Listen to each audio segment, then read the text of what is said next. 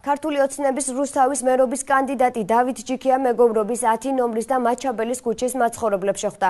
შეხვედრას ოლქის მაჟორიტარობის კანდიდატი ზვია ცეხნიაშვილიც დაეს, რომ მოსახლეობა დასაქმების პრობლემებთან ერთად საგზაო ინფრასტრუქტურის მოწესრიგებას ითხოვს. დავით ჯიქიას განცხადებით, სამოქმედო გეგმის უმეტესი ნაწილი რუსთაველების ინიციატივების გათვალისწინებითაა დაგეგმილი და შესრულების პროცესშიც მნიშვნელოვანი თითოეული მათგანის ჩართულობა იქნება.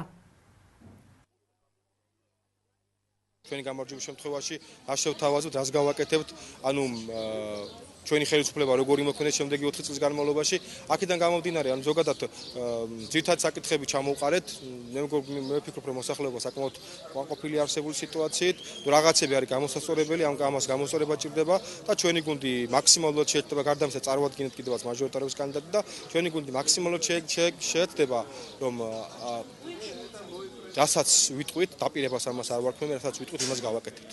ანუ ჩვენ სიტყვა შევასრულებთ. ამ ხალხში ჩვენ რას ხედავთ, აი შეხვედრებიდან შეხვედრებამდე, რომ ხალხი ბოლო 10 წლეულების პოლიტიკური ბატალიების შემდეგ იმდენად დაიღალა ამ დაპირებების გაცემით, რომ მათ უკვე ვეღარ მოატყუებს სიყალბით. ანუ მათ მხოლოდ გულწრფელად უნდა ესაუბრო და გულწრფელობა უნდა იყოს ერთადერთი იარაღი, ერთადერთი სამეთყველო ენა, რასაც მათთან ურთიერთობაში გამოიყენენ.